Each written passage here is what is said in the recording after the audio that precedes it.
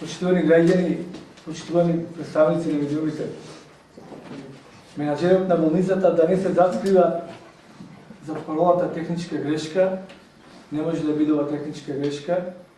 Вие знаете што значи тоа техничка грешка. Ова е суштинска грешка, што е направена и што се надевам дека во нареднава недела, која што имаме на располагање, ќе исправиме таа грешка. Оно што кажав, дека 40 години за некои служби е вратено здравството во прилеп, тоа се потврдува токму со ова решение.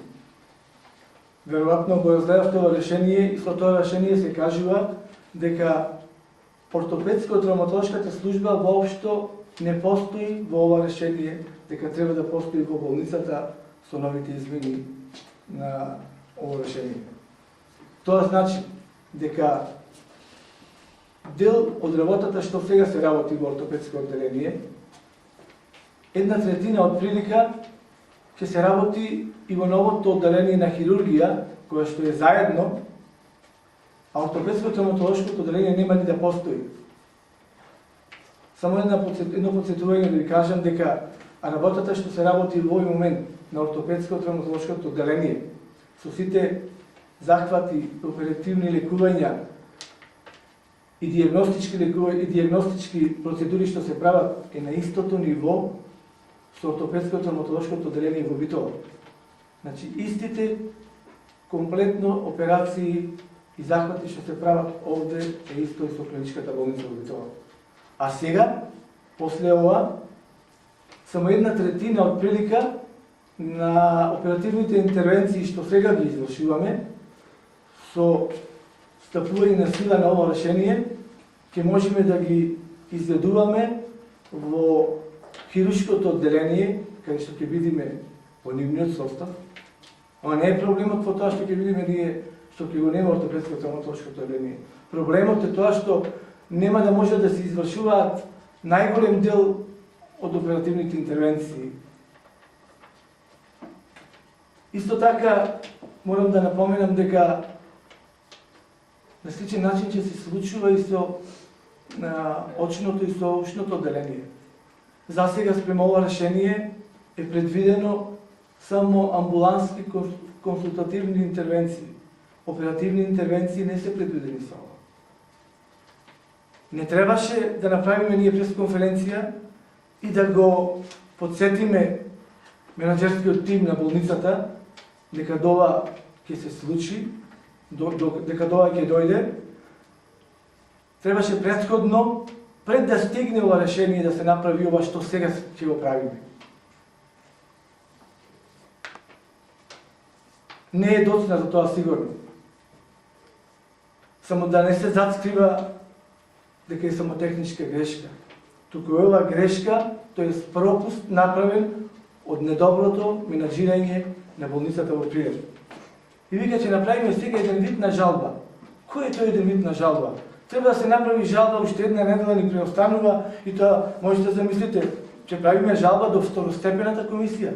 До второстепената комисија која што ќе утврдува врз основа на документи, врз основа на она што ние ќе го испратиме сега. А првостепената комисија која утврдуваше факти, ова го установи.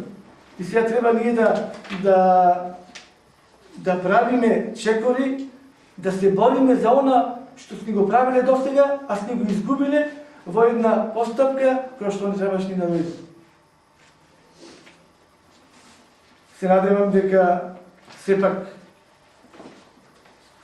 неправдата ќе биде на крајот исправена, а уште еднаш да потсетам, менаџерскиот тим и директорот на болницата во Прилеп да не се зацкрива и да каже јасно и гласно дека не е технички ова пропуст, туку е суштински пропуст направен. Се надевам сепак дека на крајот правдата ќе победи и граѓаните на Прилеп ќе добиваат адекватната здравствена заштита токму тука во Прилеп. Ви благодарам. Само едно појаснување. Ни вчера не ми беше јасно и денеска пак сум збунета. Вчера директорот на болницава кажа дека ова ново решение всушност било дополнување на она што претходно било донесено. и дека автоматски со тоа значило апсолутно ни една од ингеренциите или од услугите здравствени што ги дава сега болницата, независно во кое одделение, нема да им биде ускратена на граѓаните на Прилеп. Вклучително предпоставувам и ортопедското одделение. Така утре да идеме ваму, уште ова само, последна вест е излезена на МИА дека нивото на болницата во Прилеп останува регионална болница. Ова е сега од пред 5 минути на МИА излезена информација. Дали Министерството ја реферувало или не знам кој, меѓутоа постои таква информација. Значи, јас кажувам во основа на фактите што ги имам тука пред мене, испратено со решението од Министерството за здравство се и овие факти. И вика, еве го, во овој центар нема услови за третман на следните услуги и затоа овие пациенти се праќаат на лекување во Скопје. Токму овде пише, еве. Кој се тие? А претходно се дадени услуги од трет степен. Вика остеосинтеза на костите на подлактица, костите на скоченство, остеосинтеза на петрокарстерни фрактури. Тоа е еден дел од колку. Ова е 1/3 од работата што ја работиме сега.